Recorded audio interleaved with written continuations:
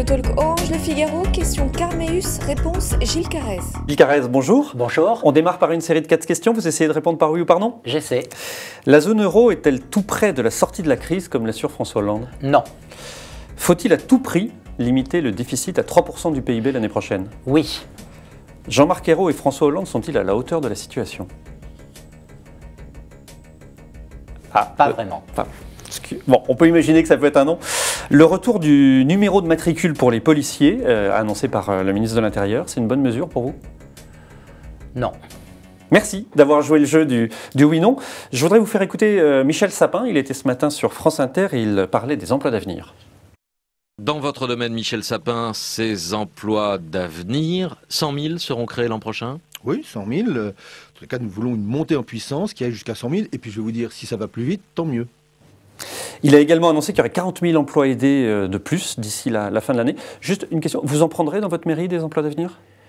Je prendrai quelques emplois d'avenir à condition de pouvoir former les jeunes qui seront ainsi embauchés et leur mettre le pied à l'étrier pour ensuite trouver un emploi dans le privé, dans des entreprises. La mesure annoncée d'avoir 40 000 nouveaux emplois aidés, c'est une mesure qui va dans le bon sens pour vous? C'est une mesure qui, une fois de plus, s'appuie sur exclusivement le secteur public. En fait, ce sont des emplois de fonctionnaires, enfin d'agents publics, sans avoir le statut. Or, on sait bien que le problème de notre pays aujourd'hui, c'est de créer des emplois dans le privé, dans les entreprises, pas dans les collectivités publiques, où au contraire, on en a beaucoup trop. L'Assemblée nationale étudie en ce moment le projet de loi de finances. Il y a un certain nombre de mesures qui avaient été annoncées. Finalement, le gouvernement y a renoncé. La redevance sur les résidences secondaires, la taxe sur les plus-values pour les cessions d'entreprise. Tout ça, finalement, ça va dans le bon sens? Vous êtes plutôt satisfait, du coup? Ce qui me frappe, c'est vraiment l'improvisation. Je n'arrive pas à comprendre qu'un certain nombre de dispositions, par exemple celle sur les plus-values, qui étaient aberrantes, aient pu traverser tous les filtres et aller jusqu'à être approuvée au Conseil des ministres. C'était évident que cette mesure n'était pas acceptable. Et donc, le gouvernement derrière est obligé de faire marche arrière. Et je trouve que c'est très mauvais. C'est très mauvais pour l'image de l'État, pour la crédibilité de la politique fiscale. À quoi c'est dû, cette improvisation? On se souvient que pendant la campagne, François Hollande, s'il y avait un point sur lequel il était assez précis, c'était justement sur la réforme fiscale. J'ai beaucoup de mal à comprendre, parce que je suppose qu'un certain nombre d'arbitrages devraient remonter chez le président.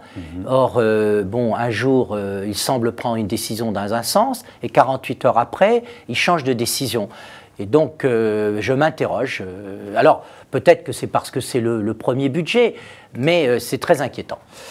L'UMP dénonce une avalanche de taxes et de prélèvements, mais au fond, si on regarde sur ce qui s'était fait l'année précédente, on voit gouvernement Sarkozy-Fillon, 23 milliards d'augmentation de prélèvements, Hollande Ayrault, 27 milliards. C'est un peu l'équivalent, finalement, tout le monde fait la même chose. Alors, il est exact que nous avons été conduits à augmenter assez fortement les impôts pour baisser le déficit. Mais il y a une différence très importante. C'est qu'en même temps, on a mis en place des dispositifs pour augmenter fortement les économies. Parce que la priorité absolue, c'est la maîtrise des dépenses. Or, quand vous avez à réduire le déficit à court terme, c'est vrai que c'est plus rapide d'appuyer sur le bouton des impôts. Mais c'est une mauvaise solution à moyen terme. Donc ce qu'il faut, c'est prendre des dispositifs qui permettent à moyen terme d'avoir des économies importantes. Or, tous ces dispositifs exige des réformes courageuses. C'était la réforme des retraites, c'était le non-remplacement d'un fonctionnaire sur deux, c'était la maîtrise de l'ONDAM, l'objectif national des dépenses d'assurance de la maladie. Or, tout ça a été jeté par-dessus bord, a été supprimé par la nouvelle majorité. Et donc, le problème qui nous attend, c'est qu'on va assister à une fuite en avant sur l'augmentation des impôts et les nouvelles taxes. Et on n'aura pas les économies que nous étions en passe de mettre en place. Mais il est vrai qu'on avait augmenté les impôts, ça je ne le conteste pas. Le président de l'Assemblée nationale, Claude Barthelone, a dit le week-end dernier qu'au fond, l'objectif des 3%, on pouvait peut-être s'en exonérer. Vous trouvez que le gouvernement est trop optimiste là, dans ses prévisions de croissance, dans le fait qu'il pourra tenir les 3%? Vous pensez qu'il pourra le tenir avec le budget là, tel qu'il est présenté? Écoutez, moi, je trouve d'abord que la déclaration de Claude Barthelone me paraît peu responsable. Il faut bien se rendre compte que 3% de déficit, 3 points de PIB, il va falloir emprunter 60 milliards d'euros à nouveau, qui vont s'ajouter aux 1700 milliards d'euros de dette. Donc on n'a pas le choix. Il faut petit à petit le réduire, ce déficit. Donc moi j'adhère complètement à l'objectif. C'est l'objectif que nous avions d'ailleurs fixé il y a 1 an. J'ajoute qu'on a respecté ces 3 dernières années, notre pays a su respecter en 2010, 2011, j'espère en 2012, la trajectoire de baisse progressive du déficit. Là, tel que c'est présenté dans le projet de loi de finances, le gouvernement y arrive ou pas? Ce qui m'inquiète, c'est qu'ils font appel aux 2/3 à des impôts supplémentaires qui risquent de perturber la croissance, et seulement à 1/3 sur des économies. Mais c'est essentiel, ces 3%, parce que qu'est-ce qui nous sauve aujourd'hui ? Qu'est-ce qui nous sauve par rapport à l'Italie et l'Espagne? C'est nos conditions d'emprunt. Nous empruntons encore à 2%, à des taux très bas, parce que les prêteurs, aux 2/3, les prêteurs, ce sont des non-français, des non-résidents. Ils continuent à avoir confiance dans la signature de la France. Et ça, c'est un héritage qu'il faut que la nouvelle majorité préserve, absolument. François Hollande a été trop optimiste quand il dit dans son entretien au Monde la zone euro est tout près de la sortie de la crise.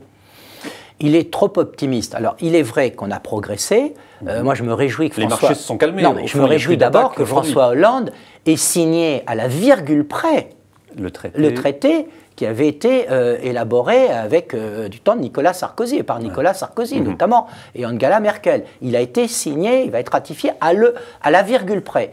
Et la mise en place également du mécanisme européen de stabilité, là aussi un travail qui avait été fait notamment entre Nicolas Sarkozy et Angela Merkel, tout ça est repris aujourd'hui.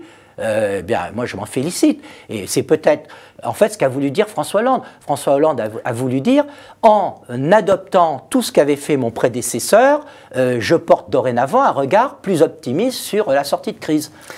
Un petit mot sur l'UMP. Vous n'avez pas encore choisi entre Jean-François Copé et François Fillon. Vous attendez le débat. Vous allez vous prononcer d'ici le 18 novembre?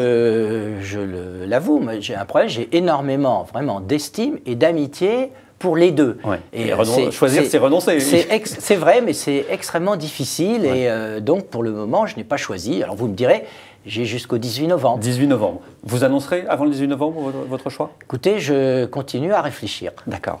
Dernier point, vous avez dit dimanche que sur le mariage homosexuel, vous n'avez toujours pas pris votre décision. On n'est pas très loin de dimanche dernier, mais vous avez un peu affiné votre choix ou vous êtes Non, encore ce qui dans la m'avait certitude? frappé il y a une douzaine d'années, c'est que, avec beaucoup de collègues, moi j'avais voté contre le PACS. Et je me suis rendu compte très rapidement, mais vraiment dans les semaines qui ont suivi, que finalement le PACS répondait à des interrogations, à des évolutions de notre société. Et instruit par cette expérience, je pense que sur des sujets de ce type, il faut vraiment se donner du temps. Et je pense que le débat, qui s'engage d'ailleurs dans de bonnes conditions, le débat doit se dérouler, il ne faut pas se précipiter. Il faut laisser le temps au débat, parce que certains critiquent le fait que justement le gouvernement a voulu aller un peu trop vite, passe peut-être un peu en force. Oui, le gouvernement va trop vite. Parfois, je me demande si ce n'est pas pour masquer tous les problèmes qu'on vient d'évoquer sur les aspects fiscaux, etc. Je pense que ce débat, s'il se développe pendant toute l'année qui vient, tout le monde en profitera. Gilles Carrez, merci d'avoir répondu à nos questions.